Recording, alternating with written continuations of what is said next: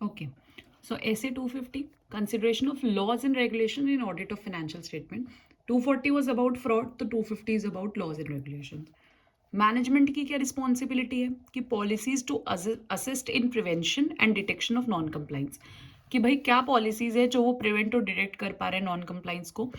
Instituting and operating internal controls, engaging legal advisers to monitoring legal requirements, monitoring compliance with code of conduct, developing following code of conduct, maintaining register of laws and regulations, ensure employees to understand the code of conduct. पहले आप institute कर रहे हो operating internal control system को, फिर आप legal adviser engage कर रहे हो मॉनिटर करने के लिए, लीगल रिक्वायरमेंट्स को मॉनिटर कर रहे हो, कोड ऑफ कंडक्ट की कंप्लाइंस है कि नहीं वो मॉनिटर कर रहे हो, डेवलप कर रहे हो कोड ऑफ कंडक्ट को, एक register of laws and regulation को मेंटेन कर रहे हो, और इंश्योर कर रहे हो कि जो आपने डेवलप किया कोड ऑफ कंडक्ट वो आपके एम्प्लॉयज को समझ में आ रहा है और वो फॉलो कर रहे हैं. ऑडिटर की क्या रिस्पॉन्सिबिलिटीज हैं? Not responsible for preventing, can not be expected to detect. ना तो ऑडिटर रिस्पॉन्सिबल है प्रिवेंट करने के लिए, ना आप एक्सपेक्ट करो कि भाई वो डिटेक्ट करेगा नॉन कंप्लाइंस. ठीक है.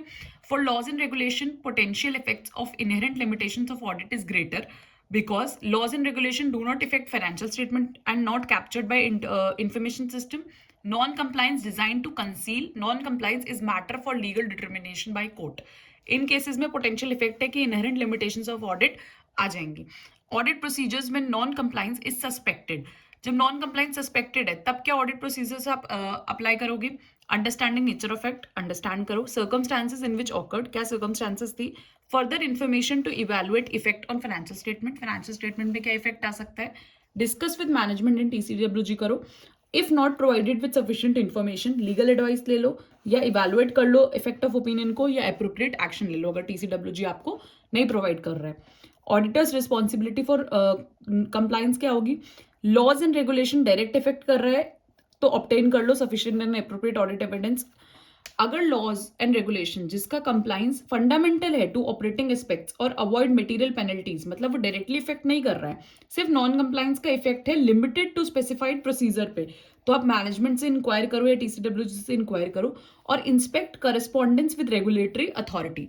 रेगुलेटरी अथॉरिटी से आप करस्पॉन्डेंस जो है वो इंस्पेक्ट करो. सब करते टाइम आपको क्या रखना है? Professional scepticism. जैसे ऐसे 200 में बोला था कि ये बार बार आएगा, तो ऐसे 200 में जो था professional scepticism, being alert to situations. Then reporting on identified suspected non compliance. अगर आपको आइडेंटिफाइड मिल गई है नॉन कंप्लाइंस, आप सस्पेक्टेड हो, तो आप उसमें रिपोर्ट कैसे करोगे? TCWG को आप वो मैटर्स बताओगे जो other than clearly trivial matters हैं, मतलब जो कि इंपॉर्टेंट मैटर्स हैं, मटेरियल मैटर्स हैं. अगर इंटेंशनल और मटेरियल नॉन कंप्लाइंस है तो, और ट्रिवियल का मतलब होता है कि छोटे मोटे, मतलब जो इग्नोर कर सकते हैं. और इफ TCWG इन्वॉल्व है तो आप कम्युनिकेट करो नेक्स्ट हायर लेवल अथॉरिटी को, और कोई नेक्स्ट हायर लेवल अथॉरिटी नहीं है तो आप लीगल एडवाइस ले लो. ऑडिट रिपोर्ट में आप कैसे डालोगे? मटेरियल इफेक्ट है और रिफ्लेक्ट नहीं किया गया है, क्वालिफाइड और एडवर्स ओपिनियन दे दो.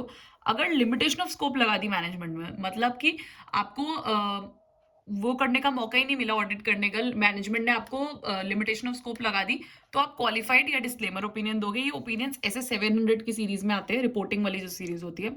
Enable to determine non compliance due to limitation of scope. Audit management ने लिमिटेशन ऑफ स्कोप लगा दी थी तो हम डिटरमाइन ही नहीं कर पाए नॉन कंप्लाइंस. तो इवेलुएट करो इफेक्ट ऑफ ऑडिटर्स ओपिनियन का. आप रिपोर्ट कर सकते हो रेगुलेटरी इन्फोर्समेंट अथॉरिटीज को अगर आपकी रिस्पॉन्सिबिलिटी टू रिपोर्ट है. ठीक है.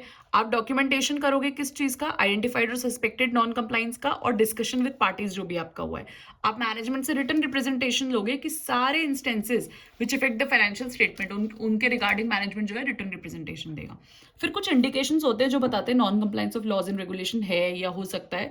जनरली या तो इसकी केस स्टडी बेस्ड क्वेश्चन आएगा कि आप फटाफट इसको बढ़ के आइडेंटिफाई कर लो कि ऐसे 250 का क्वेश्चन है, या फिर MCQ बेस्ड क्वेश्चन आएगा. इसमें क्या है इंडिकेटर्स, इसको बाय हार्ट ऐसे याद नहीं करना है. इन्वेस्टिगेशन बाय अथॉरिटी और payment of fines and penalties. आप देख रहे हो कि किसी अथॉरिटी का बार बार इन्वेस्टिगेशन हो रहा है या फिर उसको फाइन्स और पेनल्टीज देना पड़ रहा है. पेमेंट फॉर अनस्पेसिफाइड सर्विस और लोन्स, कुछ ऐसे सर्विसेज हैं जो कि स्पेसिफाइड नहीं, उसका कुछ पेमेंट कर रहे हैं. एक्सेसिव सेल्स कमीशन सेल्स की बहुत ज्यादा दे रहे हैं. परचेजिंग अबव या बिलो मार्केट प्राइस से ऊपर नीचे खरीद रहे हैं. अनयूजुअल पेमेंट इन कैश में बहुत अनयूजुअल पेमेंट्स हो रही हैं. Unusual payments toward legal and retainership fees. Transaction tax havens में हो रही है. टैक्स हेवंस वो कंट्रीज होती हैं जहां पे टैक्सेस नहीं लगते हैं. Payment to country other than where goods and services originate for goods and services, मतलब किसी कंट्री में आप गुड्स एंड सर्विसेज की पेमेंट कर रहे हो जहां से वो गुड्स एंड सर्विसेज है ही नहीं. Payment without proper exchange control documentation, कोई प्रॉपर एक्सचेंज नहीं है, डॉक्यूमेंटेशन नहीं है. इंटरनल सिस्टम जो है आपका fails to provide audit, information system sorry जो है वो fails to provide audit trail. आपका ऑडिट ट्रेल एक लॉग होता है जो कि आपकी जीरो से लेके सारी एंड तक आपकी ये बताता है, सारी ट्रांजैक्शंस वगैरह बताता है. तो आपका इंफॉर्मेशन सिस्टम वो ऑडिट ट्रेल दे ही नहीं पा रहा है. अनऑथराइज्ड और इनप्रॉपरली रिकॉर्डेड ट्रांजैक्शंस हैं या फिर कोई एडवर्स मीडिया के कमेंट्स हैं. तो ये सारे इंडिकेशंस हैं जिसको पढ़ के आप समझ पाओगे कि ऐसे 250 नॉन कंप्लायंस हो रहा है, ऐसे 250 से रिलेटेड क्वेश्चन लिखना है या फिर कुछ एमसीक्यू में आता है तो आप इनसे रिलेटेड समझ सकते हो इन इंडिकेशंस को पढ़ के.